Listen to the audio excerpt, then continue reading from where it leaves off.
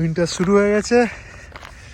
আমরা আজকে অ্যাপার্টমেন্ট থেকে বাইরে বেরিয়েছি। বাইরের বেসিক্যালি বাইরে কীরকম অবস্থা দেখবার জন্য। খুব ঠান্ডা পড়েছে, চারদিকে স্নো পড়ছে। এই সকাল থেকে স্নো পড়ছে আজকে। খুব জোরে পড়ছে না স্নোটা, মাঝে মাঝে পড়ছে। এখন তো অলমোস্ট বন্ধ হয়েছে, না পড়ছে এখনও, মানে খুব হালকা করে পড়ছে, ফ্লোরিসের মতো। রাস্তা সাদা হয়ে আছে। হোপ কেউ এসে রাস্তাটা পরিষ্কার করবে একটু পরে। এখানে গাড়ি আসে রাস্তা পরিষ্কার করবার জন্য, সেই গাড়ি এসে রাস্তাটাকে পরিষ্কার করবে। এই দিকের লেকটাতে এখনো জল জমেনি, এইখানে অনেকটা জমেছে বরফ, আর অনেকটা জল রয়েছে। এই হাঁসগুলো যে কি খাচ্ছে কে জানে এই ঠান্ডার মধ্যে। একটু জুম করি যদি দেখা যায় হাঁসগুলোকে। এটা কিন্তু খুব অসাধারণ। এই শীতের সময়টাতে আমার জানি না কেন, অনেক বছর ধরে আমি এখানে রয়েছি, লোকজন বিরক্ত হয়ে যায় শীতে ঠান্ডাতে, কিন্তু আমার এখনও পর্যন্ত, যেহেতু born and brought up in Kolkata, আমার এখনও পর্যন্ত এই বরফ দেখতে বেশ খুব ভালোই লাগে। কিন্তু প্রচুর আমেরিকানরা তো বটেই, ইন্ডিয়ানরাও বিরক্ত হয়ে যায় এই বরফ দেখতে দেখতে। কিন্তু আমি কখনোই বিরক্ত হই না, আমার দারুণ লাগে এরকম এই স্নোই রাস্তাঘাট দেখতে। আরও একটু বেশি বরফ পড়লে এই গাছগুলো খুব সুন্দর হয়ে যাবে, কারণ গাছগুলোর ওপরে বরফ জমে যাবে আর অপূর্ব লাগবে দেখতে। তো দেবজিৎ কিছু বলবে নাকি? তোমার তো প্রথম, দেবজিৎ 2 মাস আগে ইউএসএতে এসছে প্রথমবার। দেবজিৎ এখন মনের সুখে ছবি তুলছে, কিন্তু এটা ভয় পাচ্ছিল ঠান্ডাতে বেরোতে। কিরকম লাগছে Debjit? What is your experience? এরকম কখনো দেখিনি। হ্যাঁ, তুমি তো নর্থ সিকিমে গেছিলে, নর্থ সিকিমে দেখেছো তো বরফ? এরকম বরফ দেখিনি, এরকম স্নোফল দেখিনি। এরকম স্নোফল পড়ছে, রাইট? এখন নেক্সট 2 মাস এরকমই পড়তে থাকবে, অলমোস্ট এভরি উইকে। তো তুমি এখন এরকম বরফই দেখবে নেক্সট 2 মাস এইখানে, জানুয়ারি ফেব্রুয়ারি, হ্যাঁ ইনফ্যাক্ট মার্চ পর্যন্ত বরফ পড়ে, মার্চেও বরফ পড়বে। আর আজকে তো সেরকম টেম্পারেচার কমেনি, টেম্পারেচার যদি 15-র নিচে যায় তখন দেখতে পারবে কি হয় অবস্থা। তখন তুমি এই লেকটার ওপর দিয়ে হাঁটতে পারবে, বুঝলে? তুমি একটা কাজ করো না, গিয়ে ওই সামনে গিয়ে হাঁসগুলোর একটা ছবি তোলো। এটা অ্যাকচুয়ালি ডিএসএলআরটা নিয়ে আসলেই ভালো হতো। প্রচুর নোংরা থাকে এই তোমার এই বরফের মধ্যে। এখন নোংরা তোমার পায়ে লাগবে না, যেহেতু স্নো হয়ে আছে না, এই স্নো পড়ে আছে, তোমার পায়ে নোংরা লাগবে না, লাগবে না। ওগুলো তো চাপা পড়ে গেছে স্নোয়ের নিচে। তুমি এখন যেতে পারো, আরামসে দুটো হাঁসের ভালো ছবি তুলে নিয়ে আসো। দেখো ওখানে হাঁস, মানে ওই ইয়েগুলো, গুসগুলো। আর পাচ্ছে না থাকতে নাকি?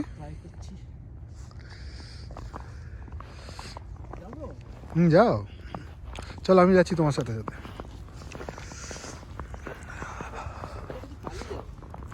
তোর জন্য বললাম ডিএসএলআরটা আনতে। তোমার এই ক্যামেরা দিয়ে উঠবে নাকি ছবি? দূর থেকে উঠবে না, একদম দৌড়াবে। তোমাকে দূর থেকে তুলতে হবে একটু। হ্যাঁ একদম, আমার ডিএসএলআরটা বের করে নিয়ে আরামসে বারান্দা থেকে তুলতে পারবো। সেটাই তুলবো তাহলে। ও তোমার ছবি তুলে দেবো? যা এত সুন্দর ভিডিও বানাচ্ছি, বানাতে দেবে না? এই কি অবস্থা! হ্যাঁ তুলবো, দাঁড়াও আগে আমি একটুখানি চারদিকটা তুলে নিই। কত সুন্দর এই ভিডিওটা রাখতে হবে, সব পুরোনো ভিডিও হারিয়ে যাচ্ছে। ঠিক আছে, আজকে এই পর্যন্তই রইল। এরপরে আরও সুযোগ পেলে ছবি ভিডিও তুলবো, পোস্ট করব। আজকে কত তারিখ? 12 তারিখ না 11 তারিখ? 12 তারিখ না তো, 12ই ডিসেম্বর। আজকে স্নো পড়লো ভালো মতো, মানে এর আগেও পড়েছে অনেকবার, ভিডিও করা হয়নি বা ছবিও তোলা হয়নি। তো আপাতত দেবজিতের কটা ছবি তুলি। দেবজিৎ মোটামুটি ঠান্ডাতে কাঁপছে। কেন? এটাতে ভালো ছবি উঠছে, অসাধারণ ছবি উঠছে আমারটাতে। ঠিক আছে, আচ্ছা দাঁড়া। ঠিক আছে ফ্রেন্ডস, টাটা। দেবজিৎ প্রথমবার বরফ ক্লিন করছে আজকে, খুব সোজা অ্যাকচুয়ালি, ফু দিলেই বরফটা বেরিয়ে যাবে, কিন্তু এটা কালকে যখন দুপুর দিকে এটা জমে আইস হয়ে যাবে, তখন আর তুমি এত সোজাভাবে করতে হবে না, এত সব কিছু করার দরকার নেই দেবজিৎ, শুধু পেছনটা ওটা ওয়াইপারটা চালিয়ে দিলে হয়ে যাবে, তুমি হ্যাঁ সামনেটা করো, সামনেটা আর ওই সামনের গ্লাসগুলো করো, তাহলে হয়ে যাবে, এসবগুলো করতে লাগবে না দেবজিৎ, ঠিক আছে সেটা। তো এই হয়েছে অবস্থা, প্রতিদিনকার রোজকার ব্যাপার এখন এটা, প্রতিদিন এই আইস ক্লিন করা।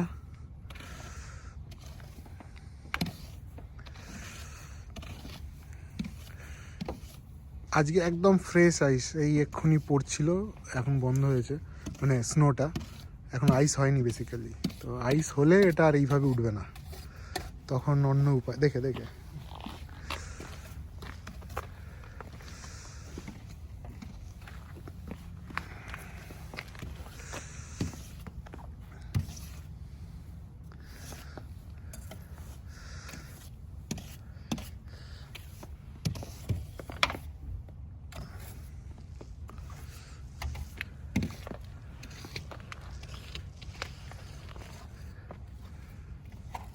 পুরো তো জমে আছে, এটা ফেলতে হবে না?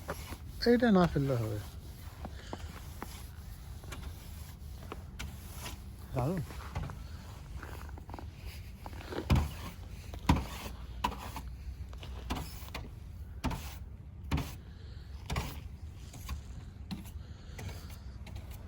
তুমি শুধু একটা এই কাজটা করো, এই যে কাঁচটাকে একটু পরিষ্কার করে দাও, কাঁচটা দিয়ে দেখতে, এই দিকে কাজটা, ব্যাস ড্রাইভার সাইডের কাজটা পরিষ্কার করে দাও, ওটা লাগবে না, ওইগুলো লাগবে না, শুধু কাঁচের সামনে, হ্যাঁ কাঁচটা, ব্যাস perfect. Thank you so much Debjit, actually আমি ভিডিও করছি বলে তোমাকে দিয়ে কলাম, ব্যাস আর কিছু করতে হবে না, আর কিছু করতে হবে না, হ্যাঁ মানে তোমাকে এগুলো করতে হবে, কিন্তু এটা একটা আজকে এটা করলে এটা কোনো ব্যাপার না, কিন্তু আর একদিন পরে যদি গাড়ি না বের করো এই ঠান্ডার মধ্যে, তারপরে যখন এটা জমে আইস হয়ে যাবে, তখন ওইটা দিয়ে কিছু হবে না আর, তখন তোমাকে ওই এই দিকেরটা ইউজ করতে হবে, তখন ঘষে ঘষে বরফ ফেলতে হবে। ঠিক আছে, লেটস গো। রেডিও তো বলছে অ্যাক্সিডেন্ট হয়েছে বলছে,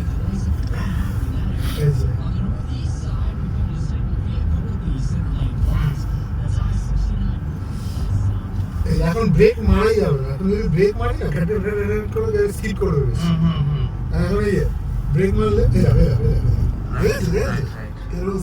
আমি স্পিডে যাচ্ছি না, একদম সব থেকে কম স্পিডে যাচ্ছি না, পুরো রাস্তায় বরফ জমে যাচ্ছে, তো এই বরফে যখনই কখনো খুব সাবধানে চালাবে, ঠিক আছে, বরফ হলে চেষ্টা করবে যদি খুব এমার্জেন্সি না থাকে না চালানো, আর চালালেও খুব মানে কখনোই হাই স্পিডে চালাবে না, খুব লো স্পিডে চালাবে, মেক শিওর করবে। আর একটা আইসের টায়ারও পাওয়া যায়, তো ওটাতে অনেকটা গ্রিপ ভালো থাকে বলে ওটা গ্রিপ হয়, কেননা খুব ডেঞ্জারাস হয়ে যায় এই বরফটা যদি আইস হয়ে যায়, এখনো স্নো আছে বলে ঠিক আছে।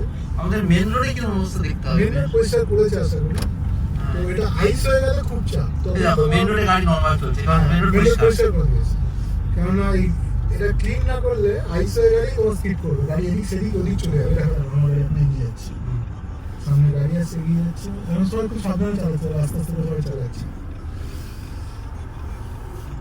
মেন রোডে তো পরিষ্কার করে দিয়েছে বলে বেঁচে গেছি।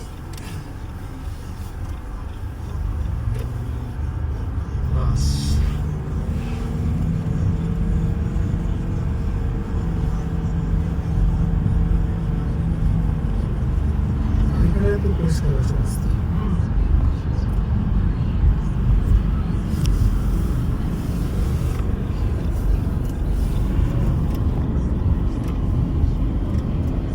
এই হলো তোমার উইন্টারে নর্থ আমেরিকাতে গাড়ি চালানোর এক্সপিরিয়েন্স। গাড়ি স্কিড করবে মাঝে মাঝে, খুব সাবধান চালাতে হবে।